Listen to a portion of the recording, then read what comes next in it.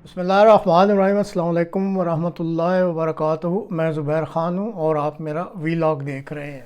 आज जुलाई की 23 तारीख है और जुमेरात का रोज़ है। पाकिस्तान ईरान अमेरिका में सालिस क्यों बना, ये आज के प्रोग्राम का मौजू है। ख्वातीन और हज़रात, आप इस अमर से इत्तफाक करेंगे कि सियासत में कोई मुफ्त का खाना नहीं होता। अगर पाकिस्तान के अंदर कराची शहर के मेयर मुर्तज़ा वहाब साहब अरसा दराज से मशहूर रीगल चौक का नाम बदल कर ख़त्म नबूवत चौक रख देते हैं, तो नाजरीन आपका क्या ख्याल है कि उन्होंने ये काम मुफ्त में किया होगा? सवाल ही पैदा नहीं होता।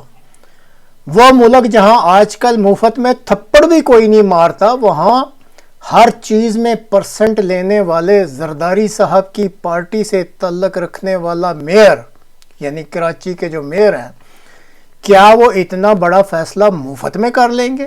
कभी भी नहीं।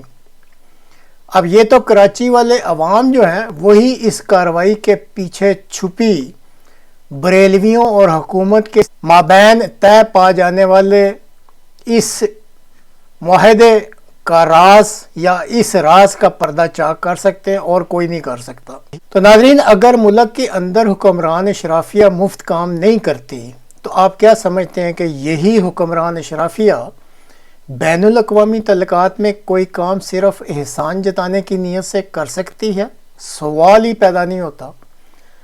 आजकल जो दज्जाली दौर चल रहा है, इसमें आलमी ताकतें किसी मुल्क को सिर्फ इसलिए गले नहीं लगाती कि वो बहुत अच्छा दोस्त है, बल्कि हर मुसाफे की एक कीमत अदा की जाती है। हर मुस्कुराहट के पीछे एक मफाद होता है और हर सालसी के पीछे एक मकसद होता है।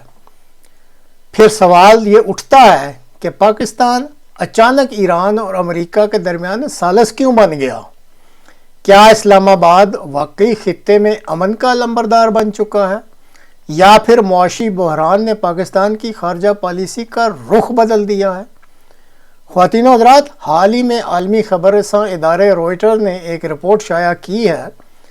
रिपोर्ट के मुताबिक पाकिस्तान अमेरिका के साथ 10 अरब डॉलर के एक मुमकिना फंड या मुआशी तावन की ख्वाहिश रखता है।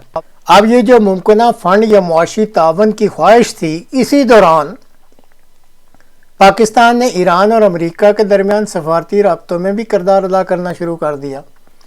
अब सवाल ये है कि दुनिया ने इस खबर को कैसे पढ़ा?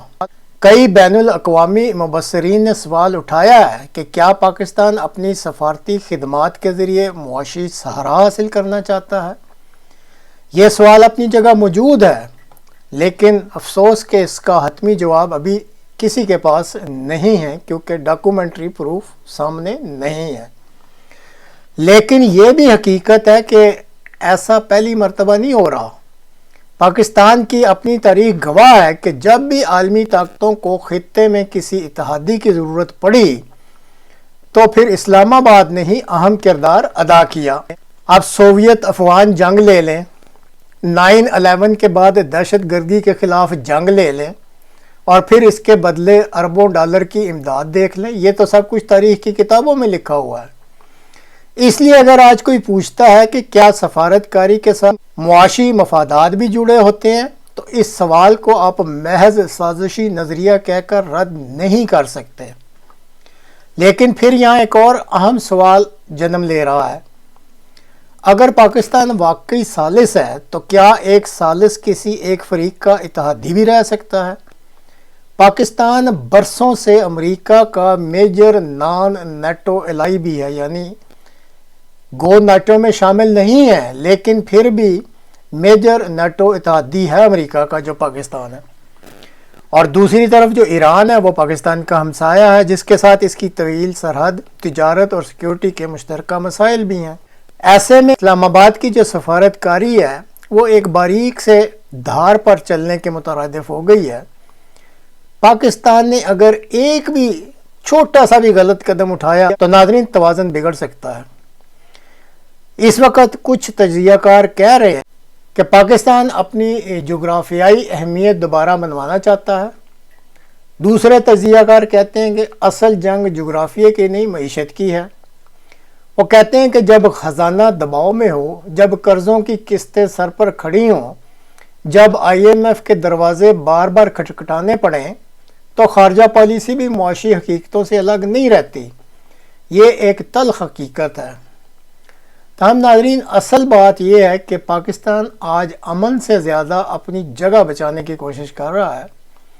اگر واشنگٹن اور تہران پھر مکمل جنگ کی صورت میں آمنے سامنے آ گئے تو یاد رکھیں کہ اسلام آباد کی اصل آزمائش تب شروع ہوگی۔ اس وقت تک یہ ثالثی کم اور بقا کی سفارتکاری زیادہ لگ رہی ہے، اور یہی اس پوری کہانی کا اصل نقطہ ہے۔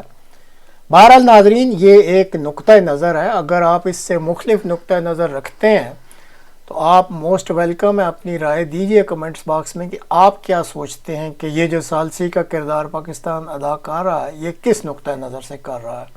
اللہ حافظ۔